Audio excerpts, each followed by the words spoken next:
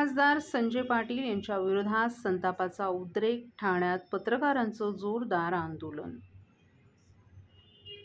संजय दिना पाटील यांच्या विरोधात ठाण्यातील पत्रकारांमध्ये तीव्र संताप व्यक्त करण्यात आलाय। नुकताच उद्धव बाळासाहेब ठाकरे पक्षातून शिंदे गटात प्रवेश केलेल्या खासदार संजय पाटील यांनी पत्रकारांनी दिलेल्या प्रश्नांवरून आपला तोल गमावला आणि पत्रकारांना उघडपणे मारहाणीची धमकी दिल्याचा आरोप आहे। इतकंच नव्हे तर पत्रकारांविषयी अत्यंत आक्षेपार्ह आणि अपमानास्पद भाषेचा त्यांनी वापर केल्याने पत्रकारिता क्षेत्रात संतापाची लाट उसळली आहे। या घटनेच्या निषेधार्थ ठाणे शहर दैनिक पत्रकार संघाचे सर्व पदाधिकारी आणि सदस्यांच्या वतीने ठाणे महापालिका मुख्यालयाच्या प्रवेशद्वारावर जोरदार आंदोलन करण्यात आलं। मोठ्या संख्येनं पत्रकार या आंदोलनात सहभागी झाले होते। यावेळी संजय दिना पाटील यांच्या विरोधात घोषणाबाजी करत कठोर कारवाईची मागणी करण्यात आली आहे। पत्रकार संघाच्या पदाधिकाऱ्यांनी लोकशाहीचा चौथा स्तंभ असलेल्या पत्रकारांशी अशा प्रकारची वागणूक अजिबात सहन केली जाणार नसल्याचं सांगितलं। प्रश्न विचारणं हा पत्रकारांचा अधिकार आहे आणि लोकप्रतिनिधींनी जर धमक्या आणि अपमानास्पद भाषा वापरली तर तो लोकशाहीसाठी गंभीर चिंतेचा विषय असल्याचंही सांगितलं। या आंदोलनादरम्यान पत्रकारांनी प्रशासनाकडे संजय दिना पाटील यांनी जाहीर माफी मागावी, तसंच भविष्यात अशा घटना पुन्हा घडू नयेत यासाठी कठोर पावलं उचलावीत अशी मागणी केली। या संपूर्ण प्रकरणामुळे राजकीय वर्तुळासह पत्रकारिता क्षेत्रातही मोठी खळबळ उडाली असून आता या प्रकरणात पुढे काय कारवाई होते याकडेच आता सर्वांचं लक्ष लागलंय। अभिव्यक्ती स्वातंत्र्यावरती घाला आहे।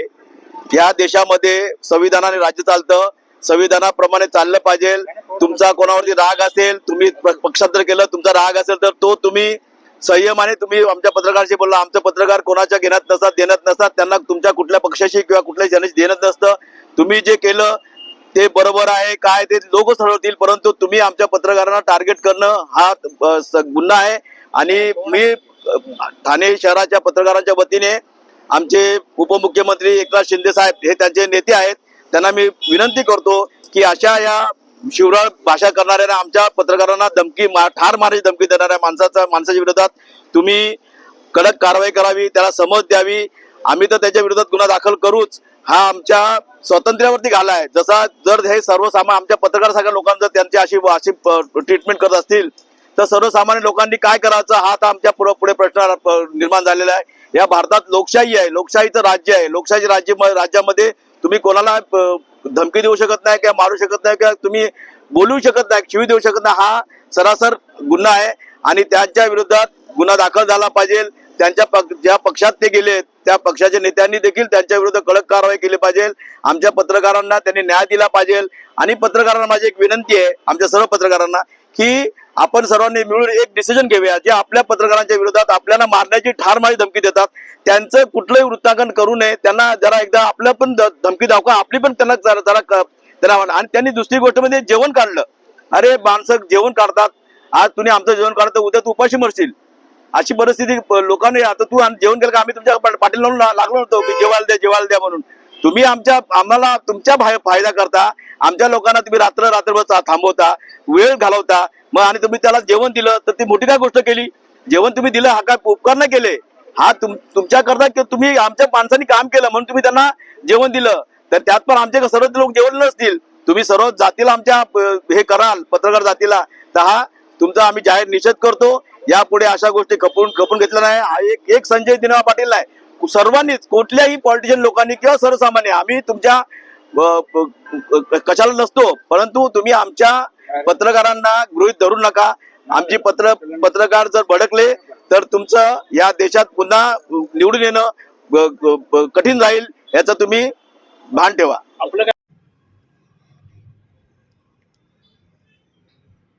ठाण्यात संरक्षण भिंत कोसळून 7 रिक्षा आणि दुचाकींचं नुकसान।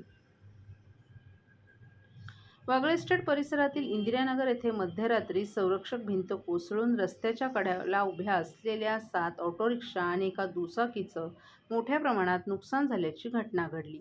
सुदैवाने या दुर्घटनेत कोणतीही जीवितहानी किंवा दुखापत झाली नाही। ठाणे महानगरपालिका आपत्ती व्यवस्थापन कक्षाला 25 जून रोजी पहाटे 12:34 या घटनेची माहिती प्राप्त झाली। ही घटना संतोषी माता चाळीजवळ रूपादेवी पाडा येथे इंदिरानगर येथे घडली। मिळालेल्या माहितीनुसार एका मोकळ्या जागेची सुमारे 7 फूट उंच आणि 10 फूट लांब संरक्षक भिंत अचानक कोसळून रस्त्यालगत पार्क केलेल्या 7 ऑटोरिक्षा आणि एक पल्सर दुचाकीवर पडली. त्यामुळे सर्व रिक्षांच्या पुढील भागाचे मोठ्या प्रमाणात नुकसान झाले असून दुचाकीच्या पुढील चाकाचंही नुकसान झाले.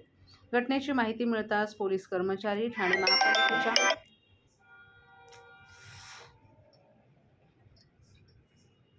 घटनेची माहिती मिळताच पोलीस कर्मचारी, ठाणे महापालिकेच्या बांधकाम विभागाचे कार्यकारी अभियंता संदीप सावंत, आपत्ती व्यवस्थापन कक्षाचे कर्मचारी, वागळे प्रभाग समितीचे कर्मचारी तसंच अग्निशमन दलाचे जवान घटनास्थळी दाखल झाले.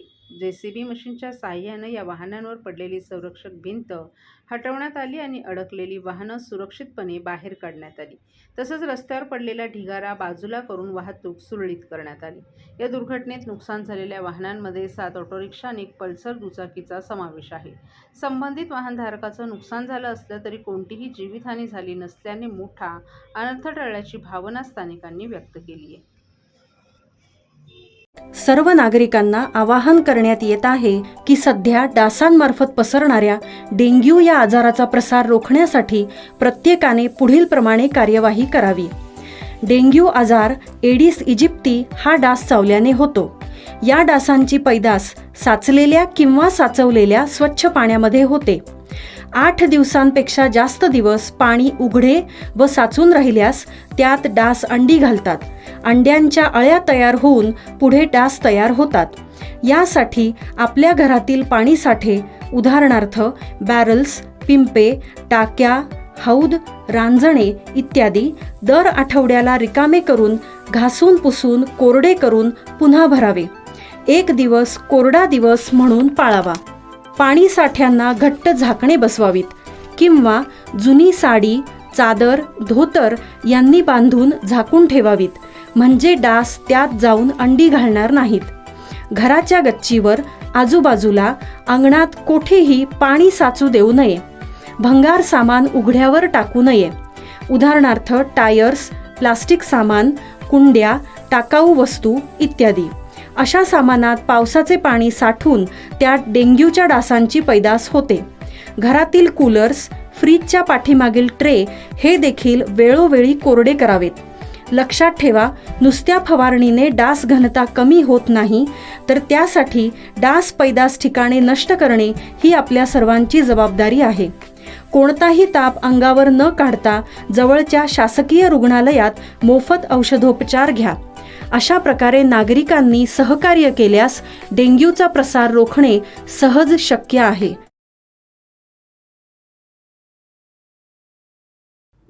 माय मराठी न्यूज चॅनलला वर्धापन दिनानिमित्त हार्दिक शुभेच्छा. शुभेच्छुक जितू पराड. माय मराठी न्यूज चॅनलला वर्धापन दिनानिमित्त हार्दिक शुभेच्छा. अनिल करोतिया.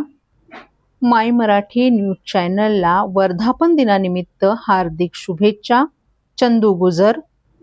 माय मराठी न्यूज चॅनलला वर्धापन दिनानिमित्त हार्दिक शुभेच्छा.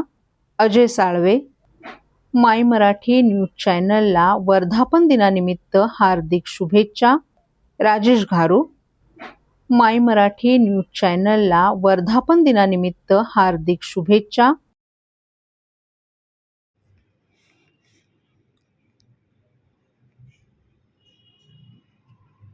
घरफोडी करणारा सराईत चोरटा गुन्हे शाखेकडून जेरबंद.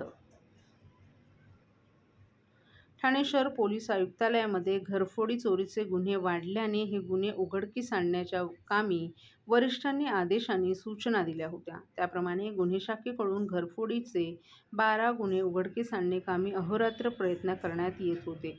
गुन्हे शाखा घटक 3 कल्याणचे अधिकारी आणि अंमलदार यांच्या प्रयत्नांना यश प्राप्त झालं असून विष्णुनगर पोलीस स्टेशन डोंबिवली यांनी या गुन्ह्याचा समांतर तपास गुन्हे शाखा घटक 3 कल्याणकडून करण्यात येत असताना नमूद गुन्ह्याचं घटनास्थळ मिळालेल्या बातमीवरून आरोपी राजेश अरविंद राजभर, वय वर्ष 30, मूळ राहणार कंजहित, तहसील लालगंज, आझमगड, उत्तर प्रदेश, तर सध्या राहत असणारा कुंभारखानपाडा, डोंबिवली येथे गुन्हे शाखा घटक 3 कल्याणचे पोलीस अधिकारी आणि अंमलदार यांच्या पथकाने आझमगड, राज्य उत्तर प्रदेश येथून ताब्यात घेऊन त्याच्याकडे केलेल्या तपासात त्याने ठाणे शहर पोलीस आयुक्तालय, नवी मुंबई पालघर क्षेत्रात घरफोडी चोरीचे गुन्हे केल्याची कबुली दिली आणि चोरी केलेले सोन्याचे चांदीचे दागिने, रोख रक्कम त्याची पहिली पत्नी आणि भाऊ राकेश अरविंद राजभर यांच्याकडे ठेवल्याचं सांगितल्यावरून आरोपी राजेश अरविंद राजभर याची पहिली पत्नी आणि भाऊ राकेश अरविंद राजभर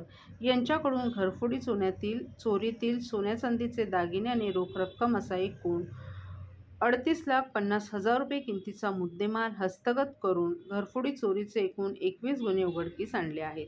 तसंच आरोपी राजेश अरविंद राजभर याची गुन्हेगारी पार्श्वभूमी असून त्याच्यावर यापूर्वी कामगिरी आशुतोष डुमरे, पोलीस आयुक्त पंजाबराव उगले, पोलीस सहआयुक्त अमरसिंग जाधव, पोलीस उपायुक्त यांच्या मार्गदर्शनाखाली कल्याण गुन्हा शाखेचे वरिष्ठ पोलीस निरीक्षक यांनी केली आहे.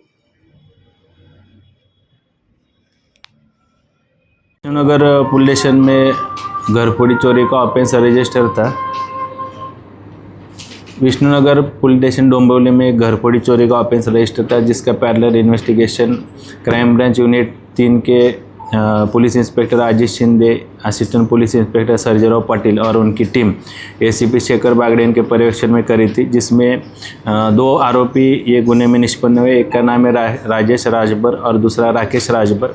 ये दोनों आरोपी से अभी तक 21 गुने डिस्क्लोज हुए, जिसमें 38 लाख का मुद्देमाल सीज़ किया है, जिसमें सोने और चांदी के ज्वेलर से और इनके अगेंस्ट इसके पहले 33 ऑफेंस इसके पहले रजिस्टर है। ये दोनों आरोपी का राजेश का पुलिस कस्टडी रिमांड आज तक है और भी ठाणे ग्रामीण, नवी मुंबई, मीरा भाईंदर और परिसर के कई गुने डिस्क्लोज होने की शक्यता है।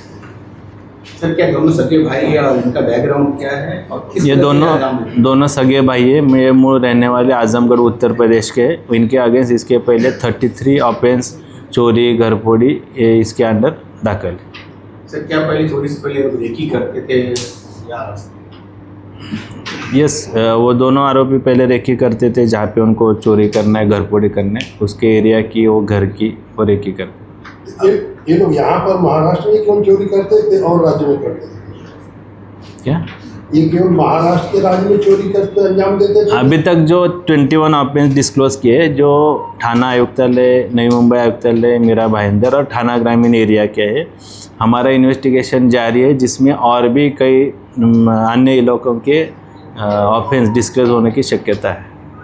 अभी इनके पास से क्या क्या बरामद हुए और क्या क्या बरामद होना? 38 लाख का मुद्देमाल अभी तक सीज़ किया है, जिसमें सोने और चांदी के ज्वेलर्स और बाकी कुछ मुद्देमाल है जो सीज़ किया है। ठीक है।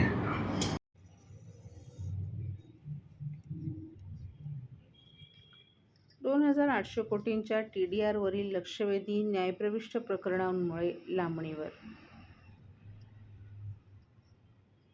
चितळसर मानपाडा येथील प्रकरणात महापालिकेने 2,800 कोटी रुपयांचा TDR देण्याबाबत सर्वोच्च न्यायालयात केलेल्या समझोत्याविषयी भाजपचे ज्येष्ठ नगरसेवक नारायण पवार आणि मनोहर डुमरे यांनी दाखल केलेली लक्षवेधी न्यायप्रविष्ट प्रकरणांमुळे लांबणीवर पडली. मात्र या प्रकरणावर पुढील महासभेत सविस्तर चर्चा होईपर्यंत TDR देऊ नये अशी मागणी नारायण पवार यांनी केली आहे. ठाणे महापालिकेनं मेसर्स डी दयाबाई अँड कंपनीने 193 एकर वनजमिनीवर दावा केला होता. या संदर्भात अनेक वर्षांपासून न्यायालयात खटला सुरू होता. या प्रकरणी सर्वोच्च न्यायालयात सुनावणीपूर्वीच महापालिकेनं समझोता करून 2,800 कोटी रुपयांचा TDR देण्याची तयारी सुरू केली होती. मात्र तब्बल 2,800 कोटी रुपयांचा TDR ठाणे महापालिका क्षेत्रात वापरल्यामुळे नागरी सुविधांवर ताण पडणार होता. सध्या ठाणे शहरात तीव्र पाणी टंचाई, वाहतूक कोंडी, घनकचरा आदी प्रश्न भेडसावत असून त्यात TDR वापरानंतर लोकसंख्या वाढ झाल्यानं ठाणेकरांच्या हालात भर पडणार होती. असा मुद्दा मांडून भाजपचे नगरसेवक नारायण पवार यांनी लक्षवेधी सूचना मांडली होती, तर त्याला ज्येष्ठ नगरसेवक मनोहर डुमरे यांनी अनुमोदन दिलं होतं. मुंबई उच्च न्यायालयाच्या निर्णयाची अंमलबजावणी न केल्यामुळे उच्च न्यायालयात महापालिकेविरोधात न्यायालयीन अवमानाच्या प्रकरणावर 3 जुलै रोजी सुनावणी होणार आहे. त्यामुळे या प्रकरणाबाबत महासभेत चर्चा होऊ शकणार नाही असा अभिप्राय विधी विभागाच्या वतीनं सादर करण्यात आला. त्यावेळी या मुद्द्याबाबत आयुक्त सौरभ राव यांनीही स्पष्टीकरण दिलं. या प्रकरणाबाबत महासभेत चर्चा करण्याची आपली तयारी होती, मात्र न्यायप्रविष्ट प्रकरणामुळे या विषयावर पुढील महासभेत चर्चा करण्यात येईल असं आयुक्त सौरभ राव यांनी सांगितलं. 3 जुलै रोजीची सुनावणी आटोपल्यानंतर महासभेपर्यंत TDR अदा करू नये असा ठराव मंजूर करण्याचा आग्रह नारायण पवार यांनी धरला. मात्र असा ठराव मंजूर होणार नसल्याचं स्पष्टीकरण करण्यात आलं. आता या प्रकरणी नारायण पवार आणि मनोहर डोंबरे यांच्याकडून पुन्हा लक्षवेधी सादर करण्यात येणार आहे.